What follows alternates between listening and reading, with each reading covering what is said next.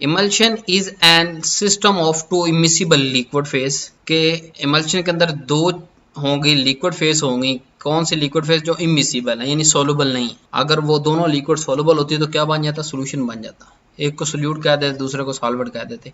लेकिन यहाँ पे इमल्शन में हमारे पास वो सोलुबल नहीं है, वो दोनों जो लिक्विड की फेस है वो दोनों में इमिसिबल है यानी सोलुबल नहीं है। फिर एक जो फेस है वो डिस्पर्स है as a fine globules, as a fine droplet की शक्ल में दूसरी फेस के अंदर।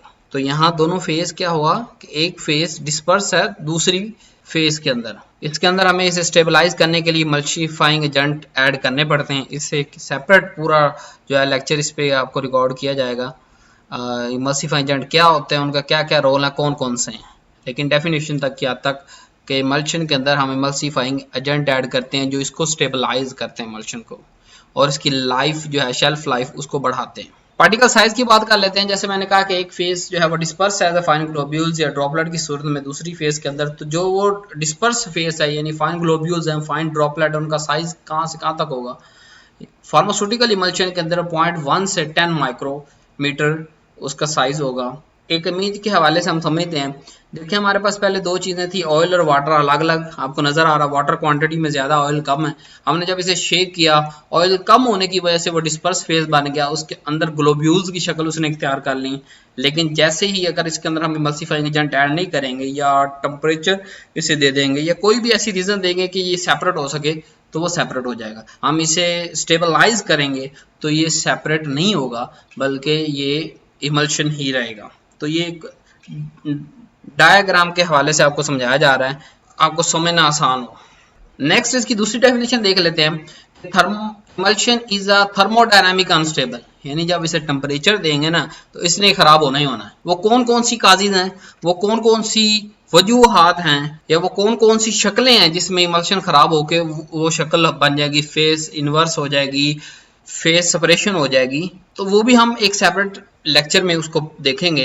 लेकिन यहाँ पे सिर्फ आपको ये याद रखना जरूरी है कि टेम्परेचर के चेंज यानी एक सूटेबल टेम्परेचर, रूम टेम्परेचर चाहिए इसे स्टेबल रहने के लिए। लेकिन अगर आप उस रूम टेम्परेचर से ऊपर या नीचे जाते हैं तो क्या होगा?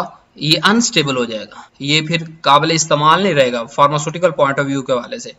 तो आगे बात वही लिखी हुई है कि ये थर्मोडायनामिक अनस्टेबल है और दो फेस है, एक डिस्पर्स फेस है, दूसरा कंटिन्यूस फेस है, और ये स्टेबलाइज किया गया इमल्शन। यहाँ भी डायग्राम शो की गई है। अगर आप राइट तरफ देखें तो ये आपको जो है वो माइक्रोस्कोपिक पॉइंट ऑफ व्यू दिखाया जा रहा है कि अगर माइक्रोस्कोप से इमल्शन को देखेंगे तो कैसा नजर आएगा। तो ये ब्लैक एंड व्हाइट में आपको ये नजर आ रहा है।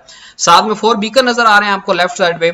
तो पहले बीकर के अंदर बात करते हैं। हमने 2 फेज ऐड कर दी, एक फेज ए नाम दे दिया, एक बी दे दिया। तो इसको बीकर बी के अंदर हमने आपको दिखाया गया कि जब इसे हम हिलाते हैं, मिक्स करते हैं, तो ये एक इमल्शन की शक्ल बना लेता है। यानी बी कंटेनर के अंदर आपको नजर आ रहा होगा फाइन ग्लोब्यूल्स डिस्पर्स हो गए एक कंटिन्यूस फेज के अंदर। सी कंटेनर में आप देख सकते हैं कि अगर किसी भी वजूहत की वजह से वो फिर सेपरेट होकर दोबारा लेयर बना रहे हैं।